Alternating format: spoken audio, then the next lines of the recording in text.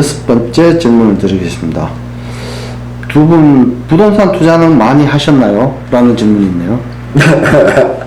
그 제일 어려운 질문이고 답변하기 제일 힘든 질문이에요. 좀 애매한 질문이네요. 네, 그거는 노코멘트 해도 되지 않을까요? 네, 그냥 조금 한 걸로. 네. 조금 한 네, 걸로. 노코멘트. 네. 네, 알겠습니다. 그럼 7번째 질문 바로 드리겠습니다. 아니 그거는 저 유튜브 말고 개인적으로 와서 물어보면 대답해 주면 되잖아요. 그치? 네, 맞습니다. 그럼 6번 질문 부동산 투자는 많이 하셨나요? 이거는 개인적으로 물어보는 걸로 네, 정리하겠습니다. 전화 이 친구한테 전화하시면 돼요. 7번째 질문 드리겠습니다. 부동산 세금이 너무 두려워요. 뭐 어떻게 생각하십니까? 어떻게 생각해요? 그 부동산 투자한 거 세금 어떻게 생각해요?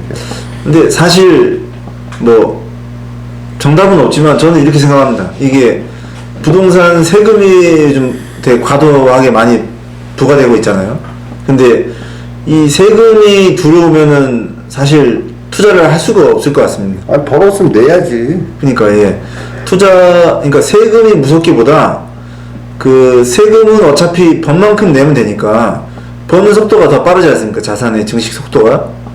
그러니까 세금이야 내면 되는 거고 그만큼 더 많이 벌어서 뭐 번만큼 더 내면 된다.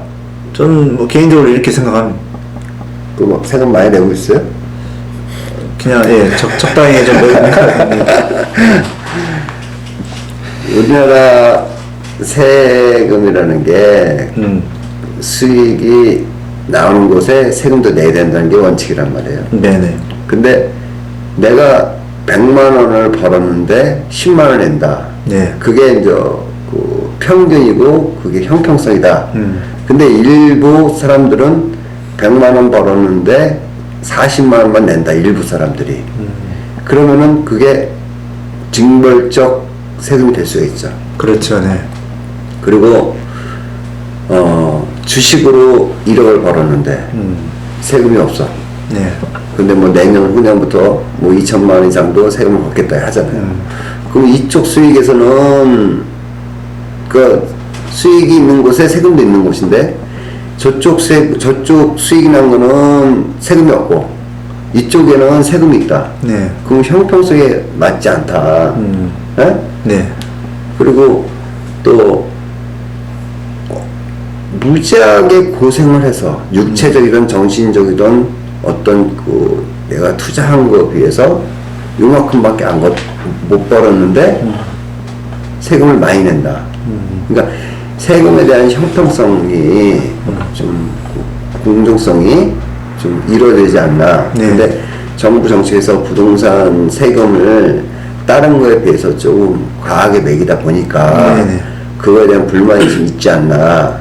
그 다음에 부동산이라는 그 자체는 매도를 했을 때 수익이 생기는 거잖아요. 그렇죠. 네. 근데 재산세 자체를 매도도 하지도 않았을 때는 세금이 그걸 과다하게 해버리면 네. 좀 세지 않나. 근데 전에 이런 얘기가 있었어요. 내가 한 15년 전, 20년 전 그때 공부할 때, 모 대학의 교수님이 이제 그런 얘기 했어요. 자동차 세금에 비하면 부동산 세금은 싸다. 네? 네. 자동차를 뭐 2000cc를 갖고 있는데 자동차 세금이 비싸잖아요. 네. 근데 뭐 1억짜리 집을 갖고 있는데도 자동차 세금에 비하면은 그렇게 부동산 세금은 센 게 아니다. 그래서 부동산세 재산세를 올려야 된다. 네. 그런 말을 했어요. 근데 뭐냐면 그때 당시는 자동차를 갖고 있는 사람들이 많지 않았어. 그렇죠. 얼마 없었죠. 대중화가 덜 됐었단 말이야. 네네. 근데 지금은 한 집당 두 대도 갖고 있잖아. 네. 2대, 3대. 그러다 보니까 그때는 조금 귀한 물건이다 보니까 네. 세금이 좀 가할 수도 있었다. 근데 부동산은 5천만 인구가 다 사용하는 거고 다 갖고 있는 거잖아요. 그렇죠. 네. 임차인 월세자도 그거 사용하는 거고 임대인도 사용하고. 근데 모든 사람들이 보편적으로 갖고 있는 것은 우리가 보편성에 대한 세금으로 부과할 때 네. 조금 저렴해야 된다. 이제 특수 물건에 대해서는 세금이 좀 셀 수 있어. 그렇잖아요. 네네. 특수 물건을 특수 제품을 갖고 있는 사람은 보유세가 셀 수도 있다. 네. 근데 모든 사람들이 사용하는 물건에 대해서는 세금을 높게 할 수는 없다.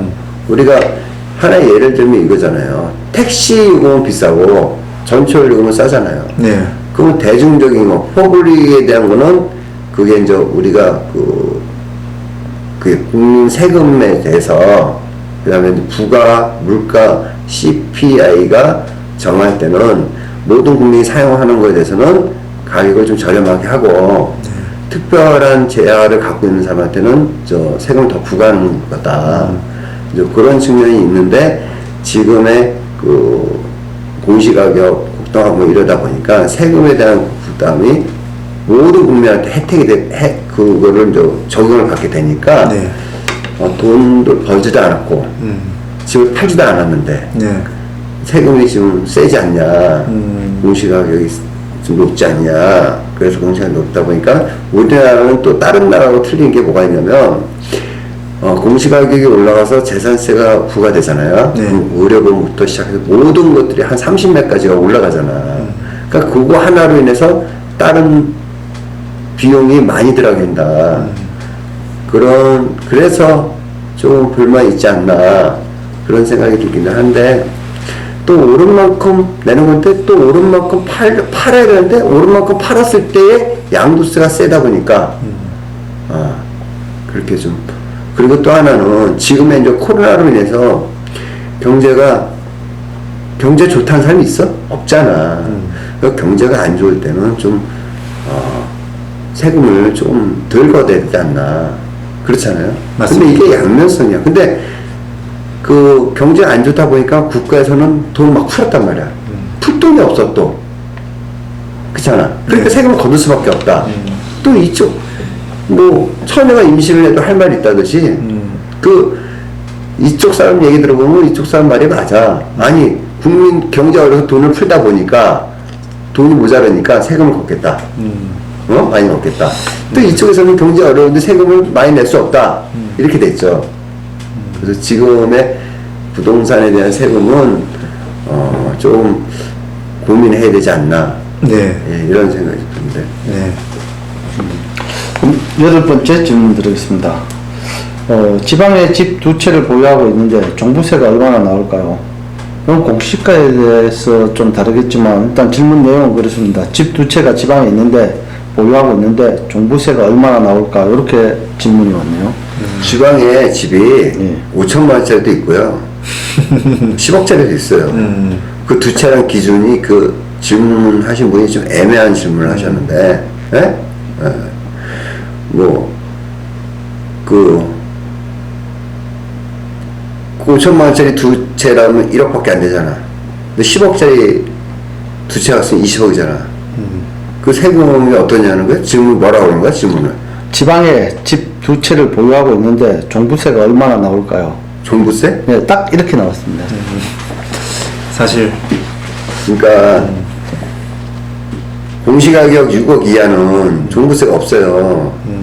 네? 근데 아까 공시가격으로 10억짜리 두 채를 갖고 있는 사람은 14억에 대한 종부세를 내겠지. 근데 5천만 원짜리 두 개를 갖고 있는 사람은 종부세 없겠죠. 네. 그러니까 그건 누군지 모르겠는데 부동산 공부를 좀 하셔야 될 것 같아요. 질문을 할 때도 좀 알고 질문하는 거랑 뭐 무자비하게 질문하는 거랑은 답변하기가 힘들거든요. 맞습니다. 그렇게 답변하는데 그거는 뭐 그러면 1부터 10까지 다 가르쳐주고 그러니까 제가 1부터 10까지라는 거를 공부를 했는데요. 왜 6이라는 숫자가 빠졌네요 이번에. 왜 빠졌어요? 이런 질문을 해야 되는데 맞습니다. 예? 1부터 10까지 누가 만들었어요? 뭐 이러면 힘든 거예요 이게. 전부 다 답변을 해드려야 되니까. 네, 네. 네. 자, 그럼 9번째 질문 드리겠습니다. 부동산 공부는 처음에 어떻게 해야 할까요? 아 그것도 똑같은 질문이야. 어떻게 공부했어요? 아, 저요? 저는 뭐 아직 공부한 지 몇 년 안 됐지만 예, 연구소에 와서 처음 이제 경매를 공부하고 이제 그때 이제 부동산 처음 입문을 했죠. 네, 맞습니다. 뭐 그럼 그렇게 하라는 거야? 아니 그래서 모르겠습니다. 이게 부동산을 처음 공부할 때 제 생각은요, 이게 디지털 방식과 아날로그 방식이 있는데 저는 개인적으로 아날로그 방식을 좀 선호하는 편입니다. 뭐 책을 읽는다든지 뭐 그런 글을 본다든지 하는 방법이 있는데, 그런 방법과 요즘 쓰는 뭐 유튜브 많지 않습니까? 근데 유튜브로 공부하는 방법도 있는데, 이게 유튜브가 너무 무분별한 내용이 무자비하게 올라오기 때문에 그걸 본인이 스스로 필터링 할 수 있는 능력은 결국은 뭐 책이나 실전 경험으로서 노하우를 좀 축적해서 그걸 본인이 가려내야 되지 않나, 뭐 그렇게 생각이 듭니다. 저는 그렇게 이제 그 말도 맞는데, 부동산 공부는 저는 그렇게 생각해요. 저도 이제 부동산을 가르친 지 10년이 됐지만, 그 개인마다의 성향, 개인마다의 자산, 개인마다의 그 능력, 중학교 나오신 분, 고등학교 나오신 분, 대학 나오신 분, 대학을 나와서도 자기가 부동산 사회학을 전공을 했나, 그 다음에 자연학을 전공했나, 그 다음에 자기 자산이 얼마큼이냐, 그 다음에 이제 그 주변에서 자기가 정보를 얼마큼 들을 수 있느냐, 그 다음에 이제 어떤 멘토를 만나느냐, 그 다음에 그런 차원이 다 사람마다 틀리다. 그래서 그 공부를 어떻게 시작해야 되는 거냐면 개인마다 다 틀리다고 보는 거거든요. 네. 그래서 개인마다 틀리기 때문에, 그래도 이제 보편적으로 이제 부동산에 접근하시는 분들 대부분 보면은 뭐 공무원 생활하다가 뭐 사업하다가 뭐 잘못되고 하거나, 아니면은 처음부터 내가 부동산을 해야 되겠다 하신 분들이 대부분 보면 공인중개사 공부를 시작하더라고. 공인중개사 공부를 시작해. 근데 공인중개사 공부를 하면은 또 대부분 다 떨어져. 그죠? 이제 어렵다 이거죠. 그래서 그런 식으로 접근하는데, 뭐 그렇게 하는 방법도 있고, 그 다음에 이제 지금은 이제 부동산 학이 있잖아요. 네. 우리가 들어온 지가 부동산학이 들어온 지 한 20년 됐는데, 부동산학이 없다가 이제 대학에서 부동산학을 이제 공부를 해서 그리고 또 자기가 뭐 백수이면서 부동산 공부하는 사람이 있고, 직장 생활하면서 부동산 공부하는 사람이 있고, 네. 자기가 사업을 하면서 부동산 공부하는 사람이 있단 말이에요. 네. 그리고 그래서 자기 입장이 다 틀리기 때문에 일단은 뭐 아까 얘기한 대로 유튜브 이런 것들이 너무 나하고 수준이 안 맞을 수도 있고, 네. 또 내 이해할 수도 있고, 네. 또 한쪽에 우리가 편향적인 그런 부동산 시장을 바라볼 수도 있어요. 그래서 어떤 매크로한 이런 부동산을 좀 보는 시각이나 이런 것들을 각자가 하는데, 내가 생각할 땐 그런 것 같아. 공인중개사든 어떤 뭐 중개사든 뭐 어떤 교수님이든 간에 어떤 방향성이나 이런 그런 멘토를 부동산에 가는 길을 이렇게 선도해 해줄 수 있는 사람, 그런 사람을 정확하게 만나서 하는 게 중요하지 않나. 네. 그리고 그분한테 상의를 해서 제가 부동산 공부를 어떤 방향을 어떻게 했으면 좋겠습니까? 라고 하는 게 더 중요하지 않나 이렇게 생각합니다. 자기가 그걸 찾아가려고 그러면 힘이 들어요, 사실은. 네. 저 같은 경우는 내 스스로 그걸 찾아서 하는 게 한 5년 걸렸어요. 5년 정도 걸려요. 그러다 보니까 이제 내 길을 내가 스스로 찾는데, 그런 것들을 좀 이렇게 리더를 해줄 수 있는 사람 만나는 게 좀 중요하지 않나 이런 생각이 듭니다.